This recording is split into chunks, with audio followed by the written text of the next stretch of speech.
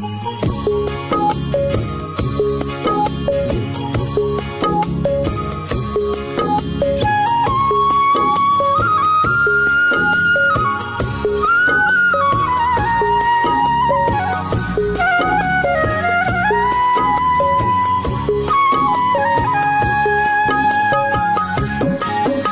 আলাইকুম সুপ্রিয় দর্শক, আমাদের চ্যানেলের পক্ষ থেকে আন্তরিক শুভেচ্ছা এবং অভিনন্দন। দর্শক, আজকে আপনাদের জন্য একটা নতুন ভিডিও উপহার দেওয়ার জন্য আমি আজ উপস্থিত হয়েছি। আজকে আমি বর্তমান সময়ের আলোড়ন সৃষ্টিকারী একটি সজিনার জাত ODC3। তো চলুন আমরা এই সম্পর্কে বিস্তারিত আমরা জানি। প্রিয় চাষি ভাইরা, আপনারা যারা এতদিন হলো যে জিনিস খুঁজতেছিলেন, আমরা আজ সেই জিনিস নিয়ে উপস্থিত হয়েছি। ইন্ডিয়ার এগ্রি ফার্ম কর্তৃক উদ্ভাবিত একটা 12 মাসি সজিনার জাত। এই সজিনার জাতটি খুবই সাড়া জাগিয়েছে এবং এক আলোড়ন সৃষ্টি করেছে সারা দেশে। প্রতি বিঘা জমিতে 90 থেকে 100টি চারা লাগানো যায় এবং 8 হাত বাই 8 হাত অর্থাৎ 12 ফিট দূরে দূরে চারা লাগাতে হয়। প্রতিটি সজিনার ওজন 100 থেকে 150 গ্রাম হয়ে থাকে, অর্থাৎ 6 থেকে 8টাতে কেজি হয়। এর বাজার মূল্য খুবই বেশি। ফলগুলো মোটা এবং নরম, খেতে খুবই সুস্বাদু। আমাদের প্রতিনিধি রবিউল ইসলামের ভিডিও চিত্রে মাঠ পর্যায়ের চিত্র দেখুন। ঝিনাইদহের এক উদ্যোক্তার বাস্তব বাগানের চিত্র তুলে ধরেছেন। চলুন দেখে আসি সেই রিপোর্টটি। বন্ধুরা, আসসালামু আলাইকুম। আমি মোহাম্মদ রবিউল ইসলাম রুবেল। আজকে আমরা চলে এসেছি ঝিনাইদহ জেলা মহেশপুর উপজেলা সংঘরোদা গ্রামে। এই গ্রামের একজন শিক্ষিত উচ্চ শিক্ষিত তরুণ যুবক উদ্যোক্তা বিপ্লব হোসেন এখানে 12 মাসি নজিনা নিয়ে আসছে। দর্শক বন্ধুরা, তার বাগানে আমরা আসছি। এখন চলুন সেই চাষিবাসীর সাথে কথা বলি এবং এই বিস্তারিত তথ্যগুলো আমরা জেনে নিই। আসসালামু আলাইকুম। ওয়ালাইকুম আসসালাম। ভাই কেমন আছেন? আল্লাহ ভালো রেখেছে, আপনি কেমন আছেন? আছি ভাই, আলহামদুলিল্লাহ ভাই, ভালো আছি। এখন আরো ভালো লাগতেছে যে এই যে আপনি একটা ফসল করেছেন, যা দেখলেই ভালো লাগতেছে, চোখ জোড়ায় যাচ্ছে। কি পরিমাণে ধরে আছে, মানে যে এত পরিমাণে গাছে ধরে আছে যা তুলনা করা যাচ্ছে না।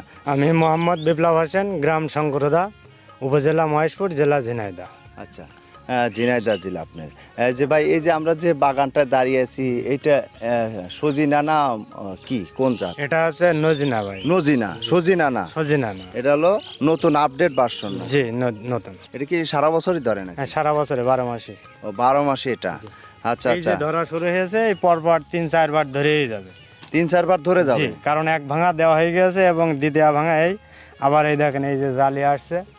আচ্ছা আচ্ছা আচ্ছা, এভাবে পর্যায়ক্রমে থাকে? জি, পর্যায়ক্রমে এসে মনকে এক ভাঙা দিছেন, এক ভাঙা হয়ে গেছে, আবার হলো এই যে বড় সাইজ হয়ে গেছে। জি, যে কি পরিমাণে মাশাআল্লাহ ধরে আছে। এখন বললে তো গল্প হয়ে যায়, এখন আপনারা তো সরজমিনে এসে দেখে যাচ্ছেন। জি জি জি জি। তার মানে সেই পাবলিক কয় না যে হাফ কেজি মাছে 3 পোয়া ডিম, আসলেই অবাস্তব ঘটনা। এই যে এত পরিমাণ ধরেছে, আমিও অবাক যে এত ধরলে কিভাবে। আপনি কি ফার্স্টে কল্পনা করছিলেন যে এত পরিমাণ ধরবে? এত পরিমাণ আমি যেখানে দেখেছি সেখানে এত ধরিনি। এই দেখেন ফলটা, দেখেন ফলটা আপনার ন্যূনতম 1.5 হাত, তার মানে 27 ইঞ্চি অলরেডি আছে, আর এটা আছে 30 ইঞ্চি। 30 ইঞ্চি। দর্শক আপনি দেখতে পাচ্ছেন, এটা এড়িয়ে গিয়েছিল, এটা মোটা হয়ে গেছে। একটু ওয়েট করে দেখবো 1 কেজি কয়টায় 1 কেজি হয়। এখন ইনশাল্লাহ আমি লাগাইছি, লাগিয়ে মনে করেন যে 8 মাস পর থেকে আমি বেচা শুরু করেছি। 8 মাস থেকে শুরু করেছে? আচ্ছা, আপনার এই যে এটা চারা আনছিলেন না কাটিং আনছিলেন? না, আমি চারা আনছি, এটা কাটিং এ হবে না। এটা কাটিং এ হবে না, এটা কি বীজ থেকে চারা তৈরি? এটা বীজ থেকে চারা তৈরি করা। ও আচ্ছা আচ্ছা আচ্ছা। যে বীজ থেকে যে চারাটা, কতটুকু সাইজের চারা আনছিলেন? ওটা 1 থেকে 1.5 ফিট উচ্চতা। 1 থেকে 1.5 ফিট চারা। আচ্ছা, এই কি ধরনের মাটিতে এই ফসলগুলো ভালো হয়? এই যে ফসলগুলো আমি যা করছি আর কি, তাতে করে বুঝতে পারলাম যে সব মাটির জন্য উপযোগী ফসল এটা।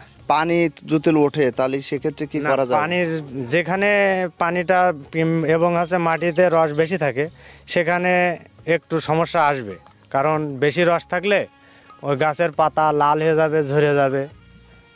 এটা যত শুকনো মাটি হবে তত সুবিধা হয় আর কি। ও আচ্ছা আচ্ছা। আর এটা হচ্ছে সেচ খাটে না, সেচ দেখা যাচ্ছে পর্যাপ্ত পরিমাণ খরা আছে, সেই ক্ষেত্রে দেখা যাচ্ছে শুকিয়ে গিয়েছে মাটি, সেই সময় দেখা যাচ্ছে একটা সেচ দিতে হবে, তা পানিটা বেঁধে থাকবে না। সেচ দিতে হয় না? না, তেমন সেচ লাগে না। তেমন লাগে না। দেখা যাচ্ছে যদি শুকিয়ে যায় অতিরিক্ত সেইভাবে দেওয়া যায়, তবে ফুলজালির সময় একটু দিলে ভালো হয় আর কি। ফুলজালির সময়। আচ্ছা, আপনারা চারাটা যখন রোপণ করেছিলেন কিভাবে চারাটা রোপণ করেছিলেন? চারাটা রোপণ করেছিলাম আগে ওই যে হচ্ছে টপটা ছিল আর কি, একটা পিপিতে। জি জি জি। ওই পিপিটা আপনার যতটুকু তার থেকে 1 ইঞ্চি গভীর করেছি। জি জি। গভীর করার পরে ওই মাটিটা গোবর এবং হচ্ছে মাটি, গোবর হালকা দিয়ে মাটিটা মিক্সড করে তারপরে চারাটা রোপণ করেছি। এর সাথে রাসায়নিক সার দেন না? রাসায়নিকের ক্ষেত্রে এ তো একবারে ভিন্ন। কারণ বর্তমান যে সারের পরিস্থিতি, এক বস্তা টিএসপির দাম 1800-2000 টাকা। সেই হিসাবে এটা খুবই চাষ ভালো উপযোগী। কারণ হচ্ছে রাসায়নিক সার একটুও লাগে না। রাসায়নিক সার দিলে গাছটা মানে ধাপিয়ে গাছটা মানে পাতা মাথা পড়ে গাছটা মরে যায়, নষ্ট হয়ে যায়। তাহলে রাসায়নিক সার দর্শক যদি না দেন তাহলে কিন্তু আপনার এখানে খরচ অনেক অংশে কমে যাবে। আপনি 50% যে খরচ কমে যাবে। আপনি সার দিতেই তো অনেক টাকা খরচ হয়, কিন্তু এখানে জাস্ট খালি জৈব সার প্রয়োগ করবেন। আচ্ছা মিয়া ভাই, আপনারা জৈব সার বছরে কতবার দেন? জৈব সার এতে মূলত আপনার দেখা আছে প্রত্যেক 2 মাস পর পর দিলে খুবই ভালো হয়। 1 থেকে 2 মাস পর পর, আর না পারলে দেখা আছে যে 2-3 বার যথেষ্ট। বছরে 2-3 বার দিলে? জি। আচ্ছা, আমি 2 বার দিয়েছি আর এই এখন 1 বার দেব এই। আর তাছাড়া ভুঁইতে আমি আর একটা মানে গাছ যখন উপরে আছে তখন আবার আমি তরমুজ লাগাইলাম। ও আচ্ছা আচ্ছা, সাথী ফসলও করছেন? হ্যাঁ, সাথে ফসল আসছে এবং আছে আমার কুল আছে খোলে। এটা কত বিঘার উপরে করছেন? এটা 1.5 বিঘে, 2-3 কাঠা কম আছে। আর কি প্রায় 1 বিঘার মতো? জি, প্রায় 1 বিঘে। আচ্ছা আচ্ছা আচ্ছা। আপনারা কতগুলো চারা এই 1 বিঘাতে রোপণ করেছেন? আমি এটা চারা রোপণ করেছিলাম 70টা মতো। তো এখন আপাতত 60টা আছে, কারণ ওই গরু বাছুর আছে সাইডে। 27% মতো? জি। 27% আপনার হলো 70 পিস রোপণ করেছে? জি, 70 পিস। তাতে 1 বিঘা 33% 1 বিঘা কতগুলো? 33% 90 থেকে 100 পিস চারা লাগবে। 90 থেকে 100 পিস চারা লাগে। এই চারাগুলো কয় ফিট বাই কয় ফিট? এটা হচ্ছে আমরা রোপণ করছিলাম স্কয়ার 8 হাত বাই 8 হাত, মানে 12 feet by 12 feet by 12 feet. আর আমি একটু হালকা লাগাইছি, আমার হচ্ছে 10 হাত বাই 8 হাত আছে। আর দর্শক, এটা কিন্তু এই গাছের বয়স এখনো পুরোপুরি 11 মাস হয় নাই। আপনি দেখতে পাচ্ছেন অনেক সুন্দর কিন্তু এই নজিনা ধরে আছে, যা দেখলে আপনারা এই দেখতেছেন হয়তো। দেখেন কি পরিমাণে, 30 ইঞ্চি পর্যন্ত লম্বা। 30 ইঞ্চি? 30 ইঞ্চি। আচ্ছা, একটার ওয়েট কতটুকু হয়েছে আপনার? একটার ওয়েট আপনার হচ্ছে এটা যদি হয় তাহলে কয়টা কেজি হয়েছে? 150 গ্রাম ওজন আসবে। 150 গ্রাম? হ্যাঁ, 150 গ্রাম। মানে যে আপনি কয়টা কেজি? ওটা 8টা থেকে 10টা। 8টা 10টা? 6টাও আছে। 6টাও কেজি হয়? জি। চিন্তা করছেন একটা নজিনার ওয়েট কতটুকু? আর এমনি স্বাভাবিক বাজারজাতকরণের যেটা চাহিদা আর কি, সেই ক্ষেত্রে দেখা যাচ্ছে যে আমরা 15-20 কেজিতে লাগে না। মানে ছোটটা বাজারে এখন চাহিদা বেশি। কারণ আছে পাবলিক এখন এই সম্বন্ধে আইডিয়া নাই যে মোটাটা হয়তো খাতে ভালো লাগবে না, কিন্তু এই যে কি সুস্বাদু মোটাটা টেস্ট বেশি, মাংস বেশি এবং আঁশটাও কম, নরম। আর বেশি তো হয়নি। বেশি হয় না? বেশি হয় না বলতে একদম নরম, বোঝাই যায় না যে বেশি। এই গাছটাই কি এ পর্যন্ত হারভেস্ট করছেন? হ্যাঁ, এ পর্যন্ত করেছি 15-18 কেজি মাল উঠেছে এই গাছ থেকে। 18 কেজি অলরেডি হয়ে গেছে। এবং এখন বর্তমান যা আছে, মন না হলেও বেশি বাদ থাকবে না, 1 মন না হলেও বেশি বাদ থাকবে না। মানে যে প্রায় আরো 1 মনের মতো, প্রায় 1.5 মনের মতো ফলন হচ্ছে? জি জি। এই 11 মাস বয়সে? এই 11 মাস বয়সে। আর এখনো তো ধরবে, এখন উপরে যে ডালগুলো আছে ওটা ফুল আসবে, তারপরে ওটাই ধরবে। এবং আছে আপনি পাশে যে দেখতে পাচ্ছেন এই গাছে ফুল আছে, জালি আছে, সব জায়গায় একই ধরনের। আপনার কত করে কেজি পাইকারি না খুচরা বিক্রি করেন? আমি পাইকারি বেশি, কারণ হচ্ছে বাজারে নিয়ে গেছিলাম 60 টাকা করে এবং হচ্ছে 65 টাকাও দিয়েছে। এবং হচ্ছে তারা আমার যখন জানতে পেরেছে যে অমুকের এই নজনাটা আছে, তো আমার বাড়িতে আসার পরে এখন তারা ভুঁই থেকে পাইকারি নিয়ে যাচ্ছে। এখন জমি থেকে পাইকাররা নিয়ে যাচ্ছে। এখন কত করে পাইকারি? এখনো প্রায় 60 টাকা, 2 টাকা কম আছে। 58 টাকা কেজি? 58 টাকা। 60 টাকা ক্যারিং খরচ বাজারেরটা ওরা এখানে এসে ওইটা আর কি একটু করতে পারছে। তার মনে করে 60 টাকা হলেও আপনার মন আসছে 2400 টাকা। 2400 টাকা মন? জি। তাহলে আপনার টোটাল কত টাকা আসছে? 3600 টাকা। 3600 টাকা এক গাছেই? দর্শক, আপনারা যেটা দেখতে পাচ্ছেন সেটাই কিন্তু এখানে প্রতীয়মান আছে। এটা হাতে বানানো বা কৃত্রিমভাবে তৈরি করে দেখানো কিন্তু সম্ভব না। আপনার গাছে দেখতেছেন যে কি পরিমাণে এখনও ধরে আছে, যার একটা ওজন ওয়েট হয় 150 গ্রামের মতন। 6 থেকে 8টা বা 10টা হলে 1 কেজি হয়ে যাচ্ছে। তাহলে আপনার অকল্পনীয় আসলে যে পরিমাণ ফলন আসছে এই গাছগুলোতে, আপনি দেখতেছেন যে কি পরিমাণে ধরে আছে, কোনো ডালে বাদ নাই, এত পরিমাণে ধরে আছে। আর একটা গাছ থেকেই 3600 টাকা ইনকাম করা কিন্তু সম্ভব, তাও 11 মাস বয়সেই কিন্তু এই টাকাটা আসতেছে। আচ্ছা মিয়া ভাই, এই যে আপনি চারাগুলো কত করে পিস কিনছিলেন? চারা আমি নিয়েছিলাম 150 টাকা। 150 টাকা করে?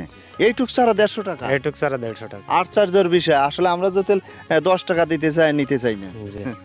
এখন আমি যখন চাষ করব, চাষ তো মনে করেন যে হচ্ছে আত্মবিশ্বাসে করা হয়। জি জি জি। এখন সেই হিসাবে মানুষ অন্যান্য চাষ ক্ষেত্রে যে খরচ আছে তার থেকে আমি দেখা আছে 150 টাকা আমার শুধু চারাটায়, আর অন্যান্য কোনো খরচ নেই। অন্যান্য তেমন খরচ না, এ যখন রাসায়নিক নেই তাহলে মনে করেন যে খরচ নেই।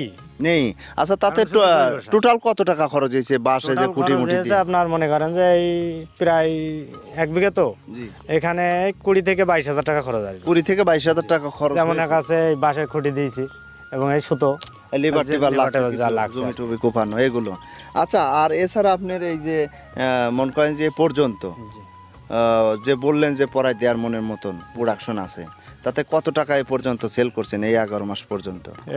11 মাস পর্যন্ত আমি এই 1.5 লক্ষ টাকা বিক্রি হয়েছে আর কি। তো এখনো যে পরিমাণ আছে বা শুরু হয়েছে তাতে করে আর 50 তো আসবেই এই বছরের মধ্যে, যে এই বছরের ভিতরেই। অকল্পনীয় ফসল, এটা বলে শেষ করা যাবে না যে এর কি গুণ, যা দর্শক যারা চাষ না করছেন বা ফিল্ডে না আসে দেখলে আপনারা বুঝতে পারবেন না। একটা জিনিস সব থেকে বেশি ভালো, যে পরিমাণ আমাদের রাসায়নিক সারের দাম, সেই তুলনায় দেখা যাচ্ছে একবারে ফ্রি এই আবাদটা পাওয়া যায় আর কি, ফ্রি আবাদ করা যায়। আপনিও যদি উদ্যোগী হয়ে থাকেন তাহলে চারা কিংবা বীজ খুব সহজেই সংগ্রহ করতে পারেন। আমরা নার্সারিতে খুব যত্ন সহকারে চারা তৈরি করে থাকি। বাংলাদেশের যে কোনো প্রান্তে কুরিয়ারের মাধ্যমে চারা ও বীজ পৌঁছে থাকি। দেখুন আমাদের চারাগুলো কত সুস্থ, সবল এবং সবুজ। এই চারার কোনো রকমের স্বাস্থ্যগত কিংবা বৃদ্ধির কোনো ত্রুটি নেই। আমরা সুস্থ সবল চারা আপনাদের সরবরাহ করে থাকি। আপনি যদি ইচ্ছা করেন তাহলে বীজও নিতে পারেন কিংবা চারাও নিতে পারেন। এবং এই বীজগুলো দেখেন কত পুষ্ট, পরিষ্কার, মজবুত। এই বীজগুলোর গজানোর ক্ষমতা 90 থেকে 95%, অর্থাৎ এই বীজগুলো সম্পূর্ণ সুস্থ, পরিষ্কার, রোগমুক্ত বীজ। আমরা একদম অরিজিনাল বীজ বিশ্বস্ততার সাথে সরবরাহ করে থাকি।